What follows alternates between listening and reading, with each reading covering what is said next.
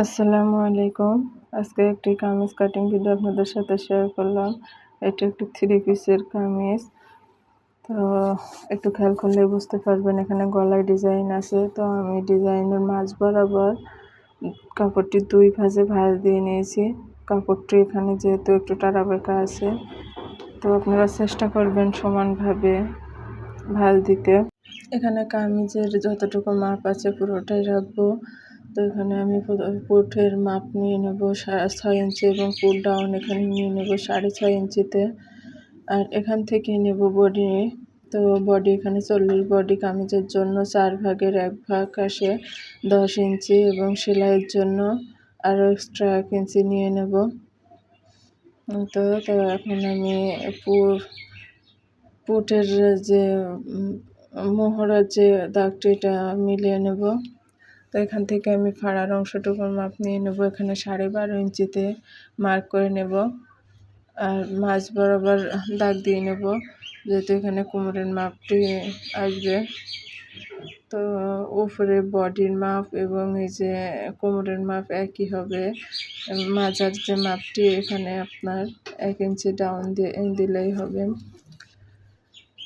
তো এখানে আমার কামিজটির দাগ দেওয়া শেষ। এখন আমি নিচের যে ফাড়ার যে কাপড়টুকু আছে এখানে আমি চওড়া পুরোটা রাখবো।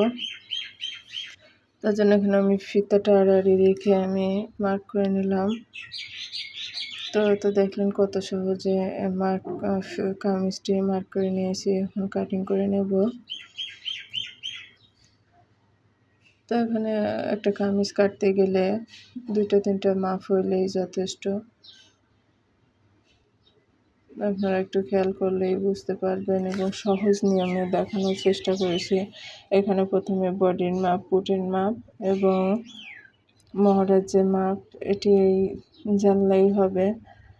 আর এখানে প্রথম পার্টটি আমি কাটিং করে নিয়েছি। এরপরে পিছনের পার্টটি প্রথমে 2 ভাঁজ দিয়ে রেখে এরপরেই সমানভাবে আপনারা চেষ্টা করবেন সামনের পার্টটি বসাইতে, জন্য ছোট বড় বা একদিকে কম বেশি না হইলেই দেখা যাচ্ছে কামিজের মাপটি নষ্ট হয়ে যাবে বা কাটা হয়ে যাবে।